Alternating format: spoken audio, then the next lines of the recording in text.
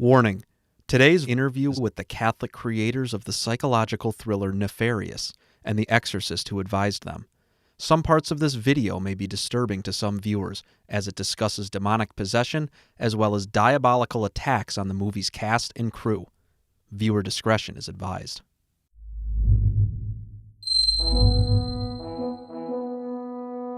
Hello, everyone, and welcome to this exclusive interview about the movie Nefarious. Let me first of all say, if you have not seen it, you have got to make time to see this movie. We're going to talk to the two writers of the movie, Cary and Chuck Konzelman, as well as a priest who's sort of become the promotional arm for this, Father Carlos Martin of the Companions of the Cross, who knows a little thing or two about exorcism as well. Let's bring you all on here, gentlemen. Thank you very much for giving us, I believe this is the first exclusive Catholic media interview you've all had, isn't that right? That is correct. It is correct, yep.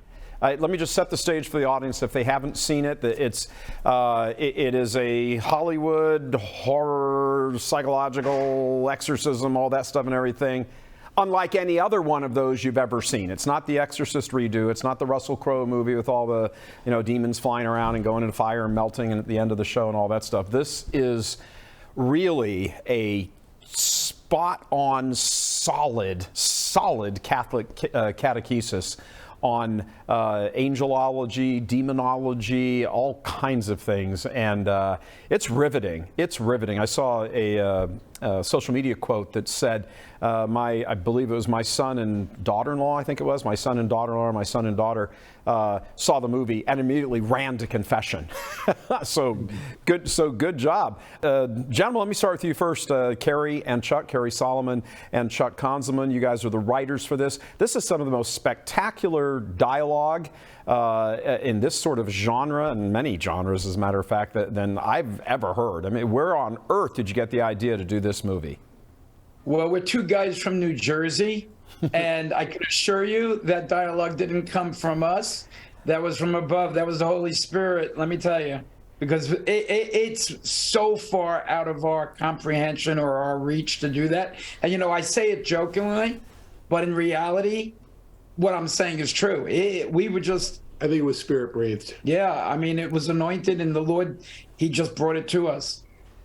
I got to say, I mean, it was...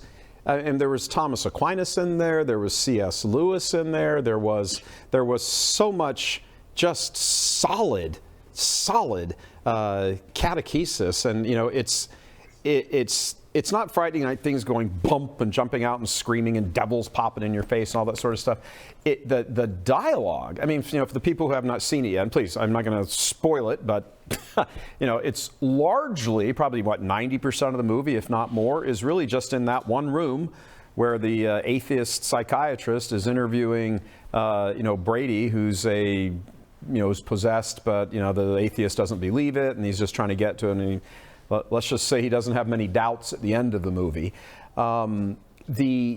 Was that whole setup and scene your guys' idea, or were you taking that from somewhere? I mean, there's no special effects, really, so to speak, in here. As it breaks his finger sort of thing. But, I mean, there's nothing of the normal special effects in these kinds of movies that you would expect.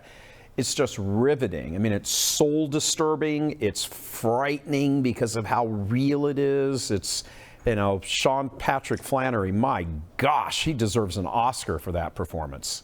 Amen. He did a brilliant job. We just, the whole concept of the piece was that we watch in 90 minutes the battle for one soul play out, and it does so in a discussion. The character who's inhabited by a demon is constrained. He's literally chained to the table. Yeah. So he cannot, the only weapon he has at his disposal is his intellect, his diabolical intellect and his tongue. And for reasons of his own that make sense within the story, the demon decides to tell the truth. Now, it's his version of the truth from the demonic standpoint. So what happens, ironically, is that in this sort of post-Christian culture that we've entered, we can't have a priest preaching the gospel. We can't have a believer, but we can have a demon doing it. And the demon looks at the atheist as though he's some sort of moron, that he hasn't put together that there is, in fact, a creator God. As the demon points out at some point, I know more theology than any human being who's ever existed. Yeah. what he does is he preaches the gospel from the other side of the mirror. And although he understands every word of it and believes every word of it, he despises every word of it, because that's the whole, without any grace whatsoever, demonic standpoint. Yeah, I think one of the thoughts that, I mean, so many lines, there are sort of like one-off lines in there. That was one of them I was going to ask you about. And he said, I understand theology more than any human beings ever lived. Another fellow was, another line from him was, I'm the most rational being you'll ever meet. And that was chilling. That was horrifying, because it was like, oh my gosh, that's exactly how it's going to be at your judgment. There won't be any, be no mercy, not that they're capable of giving it, but it's just that cold, calculated, no compassion, nothing, just evil. And it was so, it was just so subtle. It was just there, kind of like the wallpaper. And because of that, it was really frightening. I've got to say, it was much more frightening than things going bump and scream and jumping out from the back of the bed and all that sort of stuff in those typical type genre of movie. Father, let me ask you, when you were, you weren't actually a consult on the movie, but when you found out about it, you're like, finally, something to get behind and push as a priest. Tell us that story. Yeah, so I was sent a screener for the movie and just asked for my opinion as an exorcist. What do you think of this? And I just thought it was so well done. It is easily the best possession movie that has ever been done. It is the most true to life. And, when I come into a scene, when I come into an exorcism, I've got to, first of all, analyze, what am I facing in front of me? What is the demon here, and how has he ensnared the victim, and what are the apparati that he has set up to chain that victim down? What conundra has he put the victim under, and what threats is he making? And the first thing I've got to do is come in with a drill in reverse and start undoing those. Right. Because as long as the victim lacks freedom, then he lacks freedom, and I'm going to have limited success with it. So I've got to go to work doing that. And what they've done here is pictured how chronologically, using one example, this psychiatrist who's an atheist and relies on his intellect. He's been well formed insofar as human standard goes and academic institutions go, but he's ill prepared to go against the Prince of Darkness and his intellect. And so as the movie goes on, you can see more and more of him is tied up, and he has no idea. One of my favorite parts of one of my favorite scenes is where this psychiatrist is just dumbfounded. He's exhausted. He's perturbed by the fact that he's getting nowhere, and he's tempted to just walk out and take a break. And the demon invites him to do just that. But it's a ploy, right? He's stroking his pride. So he goes, no, I'll stay. And so the demon responds with, okay, then, ready for round two. Right. To which he responds, well, I didn't know I was in a fight. To which the demon then says, that's why you're losing. Yeah. Brilliant stuff. Yeah. Just brilliant stuff. It's I gotta say, I mean, I'm just going to be effusive here. I'm not usually much of a fanboy in interviews. I gotta say, guys, this was I mean, it's echo, 5 times underscore big giant font highlight everything Father just said. Hands down, no other movie about exorcism and possession and all of that even comes close to what you guys have done here. It is. It really is stupendous. I mean, you're both hardcore practicing Catholics. Father obviously is hardcore practicing Catholic. I hope. We sure hope so. I do have to say, there's a couple things. One, that and if you don't want to answer this publicly, I might understand why, but that the psychiatrist's name was James Martin. I mean, was that just pure happenstance? Well, it actually, we didn't do. Next question. No, Chuck's middle name is Martin, and Steve Dace's middle name is James. We were looking for a name, but we didn't go out to besmirch the other personality with the same name. You know, when we did God's Not Dead, we looked for the ultimate evangelical name because that was an evangelical themed project. We said, well, we'll start with Josh. That's and there's Wheaton College, and afterwards people were like, you did a riff on Joss Whedon, the director producer, right? We're like, no, actually, we just happens all the time. In the movie constructed business. a name. Yeah. So. The other thing that jumped out at me was the theologically as well as practically speaking, when the priest, Father Luke, I think it is, comes in, he's got on sort of a rainbow stole, but not exactly. And well, that was intentional. We wanted his stole to be more of a cultural statement than a theological one. Well, it certainly was. We know that there are three types of rites, I believe, in the Catholic Church that we typically see.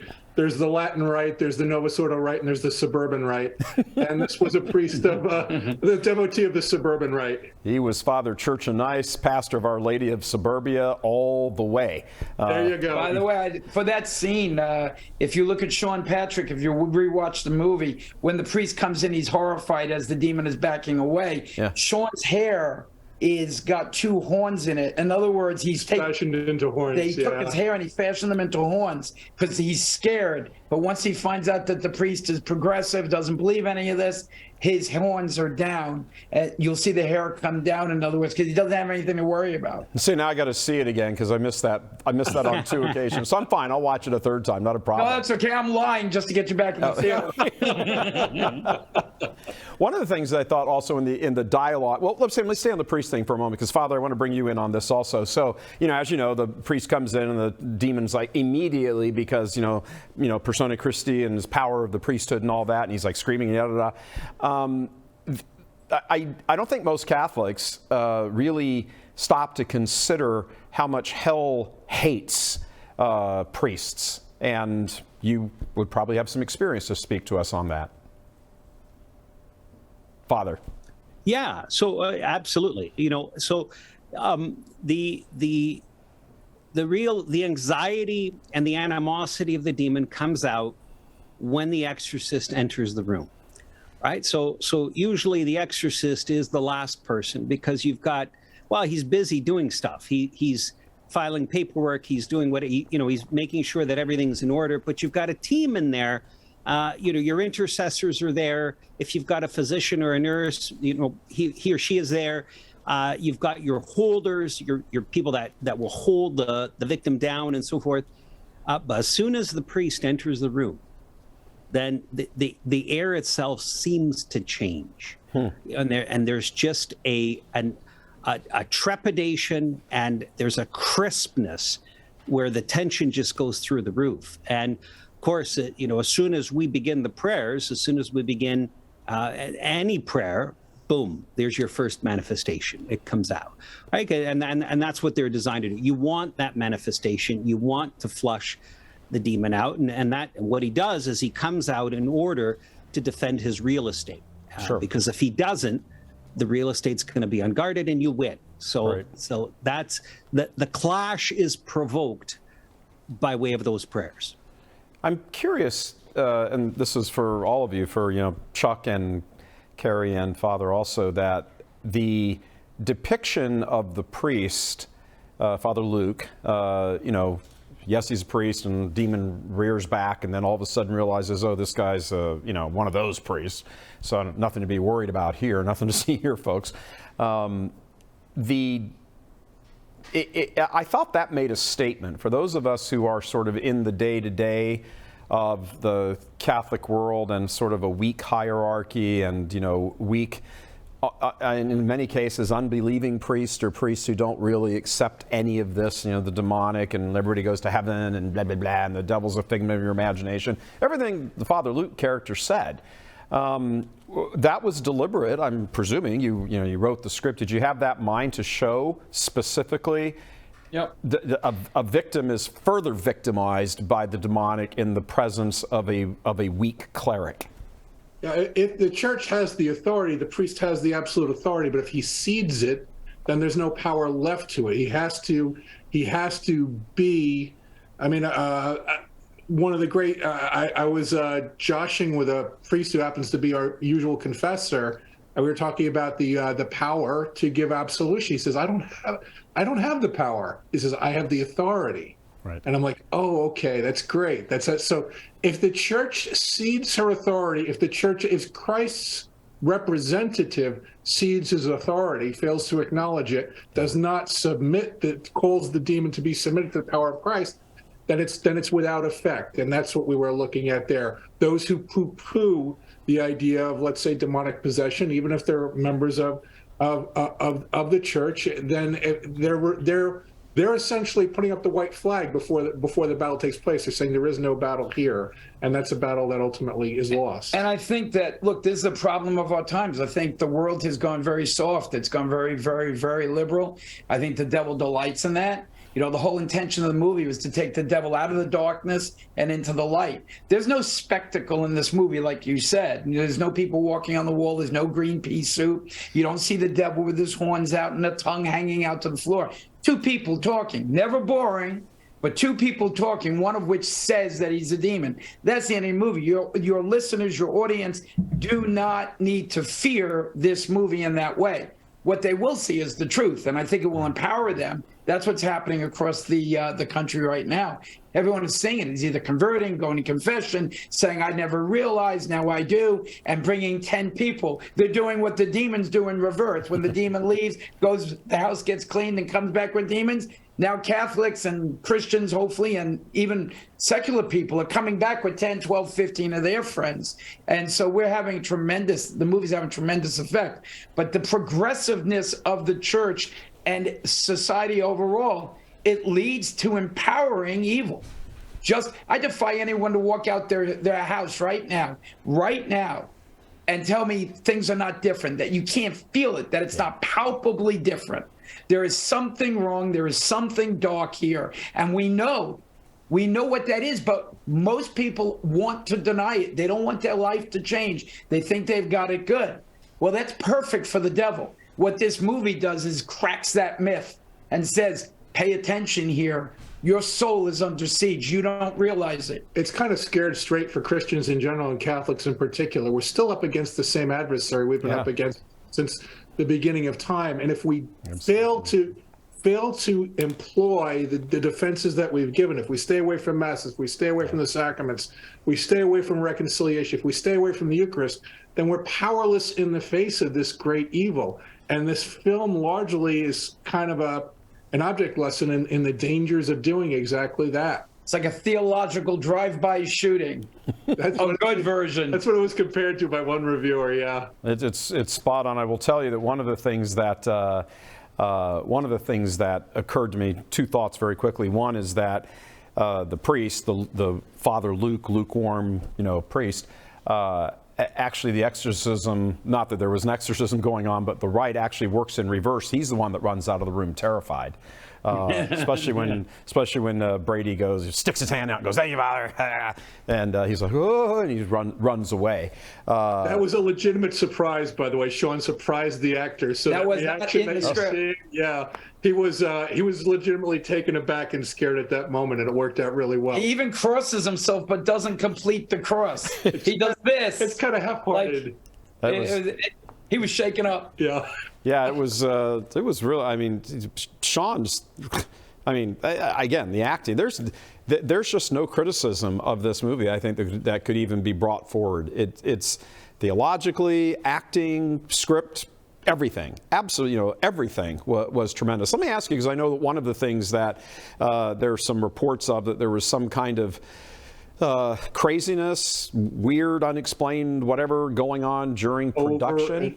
Over and over. It's continued to this day. Just this weekend, Steve Dace, the author of the book that inspired this, spent a weekend in the hospital with an unexplained raging infection. Our producing partner on Saturday. Actually, I felt called by the Lord to go I felt called. I had to go pray Saturday night, and thanks for protection to the Lord. And I was like, this is your obligation. Saturday morning, he was strapping his toddler into the car seat of his car, and an SUV hit and ripped off the door he was standing next to, just inches from him, totaled the vehicle, But we've had multiple things from the moment we start. You know, we had 8 car crashes in the equivalent of 11 days. All the cars were totaled, but no one was hurt. In the whole process here, the devil is attacked, but no one has been hurt. The Lord protects. We had the roof of our building, a big building in Burbank. The roof was ripped off a month ago. There are only 2 things going on in that building: our marketing campaign and post-production for The Chosen. We go to buildings where we have to finish the movie, humongous buildings. All the electricity goes out all over the country. The fire alarm goes off in the middle of the movie, or the projectors suddenly don't work. Email, cell phones, impossible. But one of the best things is Father Martin will allow Father to explain what happened in the interview suite on the night of the premiere. Yeah, please, Father, what happened? Yeah, so at the premiere, Chuck and Cary, they were kind enough to invite me to the premiere, and so while I was there, the night before, they had interviews of the cast and the producers and so forth, and people who had a hand in the movie. And so they asked if they graciously asked me to just give a few words. I gave my interview, and then afterwards I went out for a walk, and I met a friend, and my phone remained turned off. I didn't realize it was turned off, and after a couple of hours I turned it on. And I saw a plethora of text messages. And the first one said, "Hey, Father, sorry to bother you, but the files from your interview, half of them never saved and the other half are corrupted. We're going to have to redo you. I hope you don't mind." Next text message, "Now our screens, none of them seem to be working, and our sound equipment isn't responding." Next text message, "Okay, now the lights are flashing on and off, and we're hearing noises coming from the area where the couches are. Can you please come here and do prayers?" So I grabbed a cab and I went back to the hotel. I made holy water in my room, and then I went into the interview suite, and I kind of stood in the center of the room, kind of at the nexus of where all the diabolical phenomena was happening. And I stood with my back to the window, just like I am here. And I said the rite of exorcism of place. And as I was doing that, there was a voice just behind my right ear, like a female voice doing a chanting, a kind of singing. I couldn't make out what was being said, but there was obviously nobody behind me. We were on the 5th floor. There's nothing but the window behind me. There was nobody behind the window. But it was clear, although the words were not descript. So I just continued praying, and that chanting remained until in the ritual I came to the part which translated in English renders, "Bow down to the holy and terrible name of Jesus." And then it was as if you just pulled the plug. The chanting stopped, all the diabolical phenomena stopped, and then we went to the following day for the premiere. And what I had suggested to Cary and Chuck is, look, you've had harassment everywhere along the way. Why don't we exorcise the theaters here before the premiere in order to preclude any disaster from happening? It would be embarrassing as heck. You have all these people here, all these VIPs, you have media here and so forth. So we did that, and the premiere went off without a hitch. There were no technical problems, which I think, Cary and Chuck, I mean, in the back of my mind, I have to imagine that you were anticipating something was going to happen. Oh, yeah.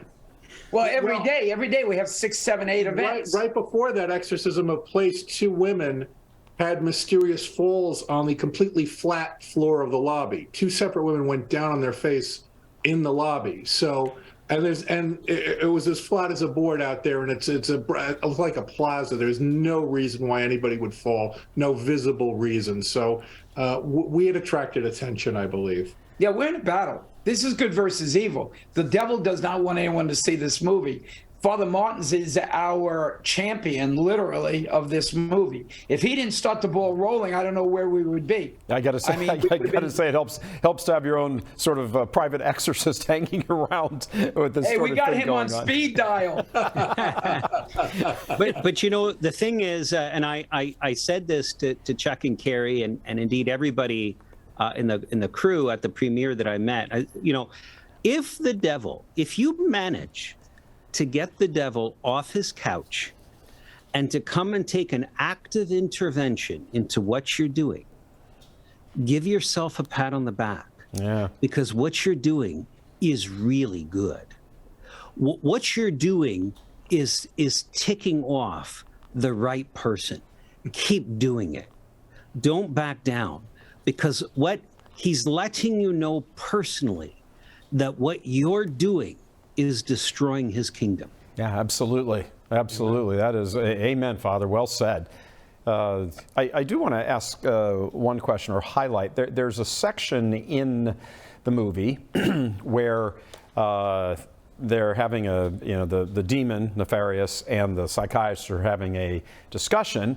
And, he says, we hate you, we want to destroy you, and blah, blah, blah, and you're a means to an end, that's all you are. We really want to get back at God and all of that. And then the psychiatrist, sort of leans back and goes, well, I think you're losing, because look how great we are. We're woke, and, we allow this, and we're great with that, and the whole bit. And the demon's answer back is, to the psychiatrist, he's like, James, I think I love you. It elicited uproarious laughter both nights when I saw it, Friday and Saturday, but it was that disturbing laughter also at the same time, you're not quite sure what to do, but you know why he's saying that, and it's so seditious. It's so seditious that you kind of have to laugh because it's so terrifying at the same time. Yeah, I mean, because what the demon is getting for the first time is a statement from really one of his victims that the spirit of the age is totally, and the spirit of society is totally in union and communion with what the demons have been trying to create the whole time. And he's saying, this is perfect, which becomes part of... He laughs through the whole sequence. Right. While the guy is talking about, he's laughing at him. And I think it's so incredibly powerful. I can't tell you how many people have responded to that. Yeah. They love, because it's common sense. Yeah. But, those with eyes can see, ears can hear, but there are a lot of people, they just don't see it. Yeah. And so this brings light on that.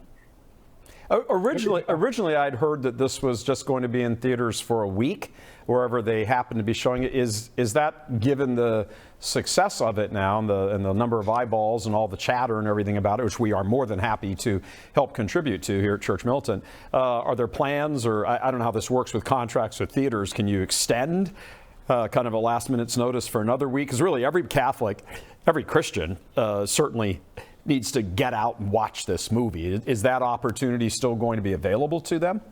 Well, it really comes down to, the movie theaters, it's all about money and how much popcorn they spend. Sure. They spend. I always buy sufficient popcorn. Just anybody who goes to the movies here at Church Militant knows I load up butter, tons of salt, and I actually have some popcorn with my salt. So yeah.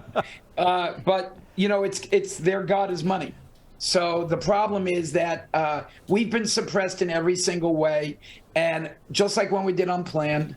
The bad guy doesn't want it out. He dropped 6 movies on us, 18 movies we were competing against. We somehow managed to survive. I won't say we're on life support, but the body is still alive. We're hanging on. We need support. We need people to go. If it's going to stay in the theaters, literally today, tomorrow, that's the type of thing that. And certainly this coming weekend. Yeah. What we're seeing now is tremendous. We're actually seeing it going viral, whether it's too late or not. We're seeing people going out and really reacting. I mean, the internet, I get a tremendous amount of stuff every day. So are we there or not? Who knows? It's one of those things. Aside from doing the interview here, is this just hey, people tell your friends and get up and go? Get off the couch and go and watch this? We certainly would appreciate that. And look, if people want the fight to continue, the problem is you've got to help.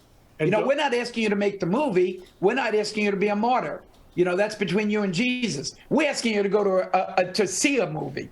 I mean, that's not that terrible. If you were John or James or Paul, the Lord sends you to Iraq or Iran or Afghanistan. And this is also, in a lot of ways, this is the movie we've been asked for the last 10 years, ever since we did God's Not Dead. Sure. We've had a lot of Christians, a lot of Catholics say, look, my lapsed Catholic family member, my family member that's a non-believer from the get-go, I can't get them to go to see a movie that's called God's Not Dead or Do You Believe or anything like that.